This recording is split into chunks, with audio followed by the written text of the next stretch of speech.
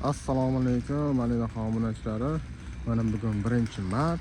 Mana 3 gektarli yerimizga malina ekish plantatsiyalari boshlanyapti. Bu ikkinchi qism.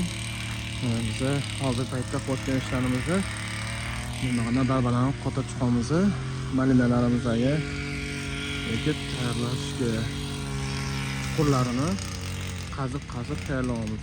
Nadar bo'yicha.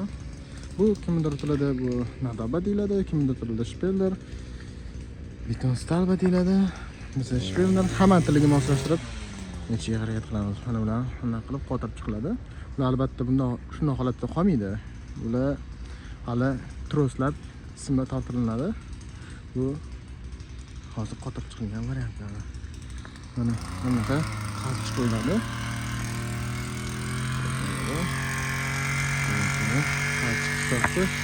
Hop, oldingi videolarimizda savollar berishdi. Buni bo'yi qanaqa? Buni bo'yi 2,5 metr. Bu temir beton deymiz. Shivellerimizning bo'yi 2,5 metr. Buni 30 santimetrga biz qotirib chiqamiz. 30 santimetr kiradi. Mana hozir yozamiz. O'tganchi videoni iltimos diqqat bilan ko'ringlar va diqqat bilan eshitinglar. Bu yoqqa biza hech qanaqa parmi emas. Buni tepasidan setkalarni o'chirganda biza mana tilarning hammasini setkalarni olib tashladi. Bu yoq ochuv dala sifatida ishlatiladi. Iltimos keyin menga buni faqat parmiga ekish kerakmi degan savollarni beravermanglar. Bu malina faqat ochuv dalaga ekiladigan ekin mahsulotiga kiradi. Meva. Mana burada ish qizinyapti. Transportlarni ham hatto yo'lga olib qo'yganmiz. Naryoqlarda ishlashyapti bolalar. Hammasidan sizlar uchun reportajlar ishtironlardan albatta. Hamma joyda ishlar qizg'in ketyapti. Nadarlarni qotirib chiqamiz. Xo'p, nadarlarning orasiga kelamiz. Nadarlarning orasi 5 metrdan. Uzunasiga 5 metr, eniga 2 metrdan. Bo'pti. Mana bu mehnatkash odamlarimiz yo'lda ishlarlar band bo'lib yurishibdi. Mana shu joylarga hozir hamma yog'iga malina ekilinadi. Общий yer maydonimiz 3 gektar. 3 gektarlik joyimizga malina plantatsiyalari bo'ladi.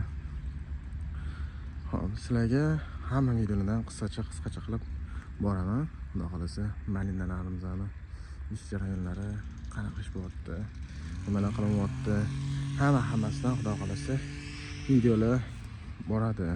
Xudo xolasa bugun 1-mart bo'lgan bo'lsa, 10-martgacha, uzoq 15-martgacha bu yo'lga malina ekib boramiz. Ishlarimiz hozirgi paytda sizlar uchun mana shunaqa videolar tayyorlab turibman. Auditoriyani zeriktirib qo'ymaslik uchun. Balki kimlargadir bu videolarimizni qiziqtir, balki kimlargadir qiziq emas. Baribir o'zimiz uchun tayyorlab qo'yamiz. Mana chuqurlarni qasdirib qo'yamiz. Dalbalarimiz uchun. Bu yangi proyektimiz. Shundoqqina sizlarga mineralisining to'g'risida. Shunaqa nadalbalar qo'yamiz. Bu nadalbalarni ham kimgadir ham narxi qiziq bo'ladigan bo'lsa, bularning narxi bizning qo'limizga kelib tushishi 22 ming so'mdan aylandi. O'z asl narxi 18 ming edi. 17 ming edi. Uzr, adashib ketdim. 17 ming so'm edi. Farg'onadan Oltiariqdan olib kelib qo'ydik. Kimga qiziq bo'ladigan bo'lsa, shu bilan nomerlarni, kontaktlarni albatta qoldiraman. Albatta malina biznesini boshlayotganlarga. Mana bu joyda malinalarimiz bo'lyapti. Hozir biz ikkita transport mashinalaridan foydalanyapmiz. Sababi nadarbalarning ko'ri o'naraq tashib ketgan, ko'rinmayotganmisa, o'sha yerga tashib ketgan. O'narlar ham bor, nadarbalar o'rga tashib ketgan. Men ishlarga qiyin bo'lmasin deb, o'g'onlar changan mashinalardan chaqirib keltirganmiz. Mehnating soz bo'lsa, ishqoroning ishing oz bo'lar deyshadi. Xuddi shunga o'xshab, mana transport texnika foydalansak, ancha yutug'imiz va ishimiz unumli bo'ladi. Ishchilarga ham qiyin bo'lmaydi. Mana Xudo xohlasa mana bu yoqlar уже tayyor. Mana qotirlari. Bu yoqlarni xudo xohlasa yarim 2-3 kundan keyin boshlaymiz. Nimaga deganda orada bir haftachami 3 kunchami yomg'ir ko'rinyapti. Endi traktorda bitta yaxshilab chizillab olamiz.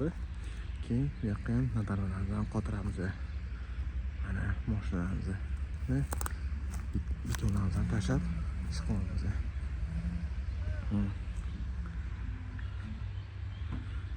Bundan oldingi videolarimizda ko'rgan bo'lsanglar, furalar kelganda, furalarda kelib mana shularni tashib ketilgandi.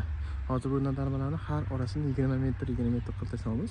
Chunki ishlarimizga ancha udobniy bo'lsin, qulay bo'lsin degan maqsadda. Bu yerda xudo xolasa yana 15 kuncha ishlarimiz bor. Mana shunaqa mashinalarda ishlarimizni ham qilamiz. Bu yerda texnik ukalarimiz ishlashyapti. Assalomu alaykum, xormaylar, yaxshimisizlar? Assalomu alaykum, qobilak, yaxshimisiz? İşler avjida bo'lyapti. Ona zarmisiz, tinchmi? Assalomu alaykum, yaxshimisiz?